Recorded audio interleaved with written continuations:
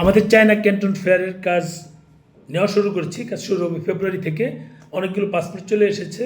যাদের পাসপোর্ট আগে আসবে তাদেরগুলো আগে আবেদন করে ভিসা আগে নিয়ে তারপর তাদের টিকিট কেটে আগে চলে যাব। এতে কিন্তু টিকিটের প্রাইস কম হয়। যারা চিন্তা করে যে পরবর্তীতে যাব তাদের প্রাইস বেড়ে যায়। এর আগে কিন্তু তাই হয়েছে। আপনি দেখা যাচ্ছে এখন যদি করেন, যদি 45,000 টাকার টিকিট পেয়ে যান, আপনি পরে করলে সেটা 65,000 টাকার টিকিট লাগবে। এটা কিন্তু একটা প্রবলেম। কাজেই আমি বলবো যে যারা মানে এই ক্যান্টন ফেয়ারে যেতে চাচ্ছেন, চায়না ক্যান্টন ফেয়ার, তারা দ্রুত পাসপোর্টগুলো পাঠান। আমরা পাসপোর্টগুলো গুছিয়ে রাখছি। ফেব্রুয়ারিতে শুরুতেই 100 পাসপোর্ট আবেদন করবো। আমাদের অনেকগুলো হয়েছে, কিন্তু 100 আগে আবেদন করে এগুলো আমরা আগে ভিসা নিয়ে প্যাকেজ সাজিয়ে আমরা চলে যাওয়ার সেই প্ল্যান করেছি। আবার একটা বিষয় মাথায় রাখবেন, ইমিগ্রেশনের কিছু জটিলতা থাকে।